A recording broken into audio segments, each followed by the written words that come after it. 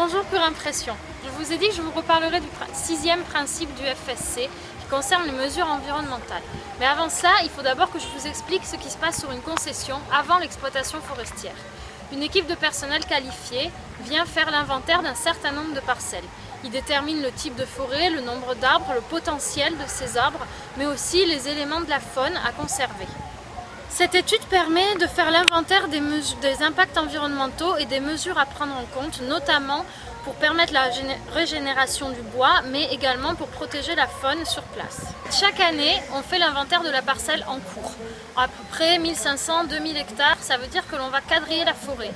Faire l'inventaire exhaustif de tous les arbres en quadrillant la forêt en carré de 25 à 70 mètres. Par équipe, on va faire tous les 70 mètres d'écart des sentiers sur toute la longueur de la parcelle. Les 2 premières personnes ouvrent les sentiers en vérifiant grâce à une boussole d'être bien en ligne droite. Le 3e met un piquet tous les 25 mètres et le dernier prend le point au GPS et met un repère qui indique le numéro de la parcelle, de sentier et de la station.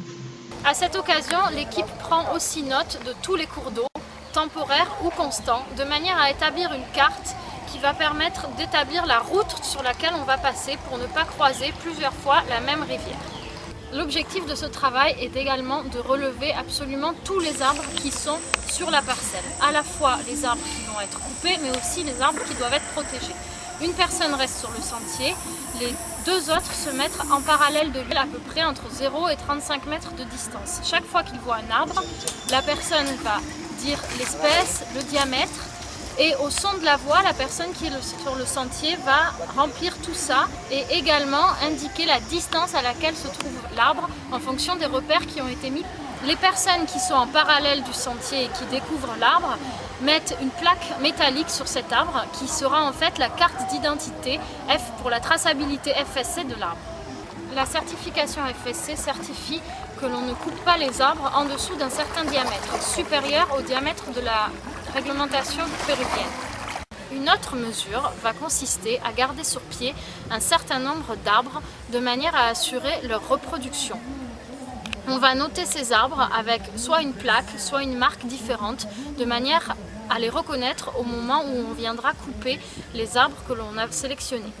Cela représente à peu près 20% en plus des arbres qui ne sont pas coupés.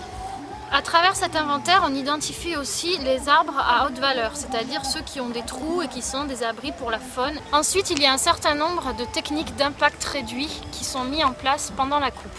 Par exemple, on coupe les lianes des arbres de manière à ce qu'au moment où ils tombent, ils n'entraînent pas dans sa chute un autre arbre que l'on aurait souhaité conserver.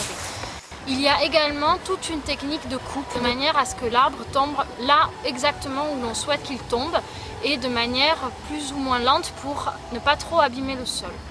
On doit aussi ne pas couper d'arbres dans une frange de 30 mètres au bord des rivières pour éviter les dégâts sur les cours d'eau. Ou encore, par exemple, ne pas couper d'arbres quand la pente de la forêt est trop importante.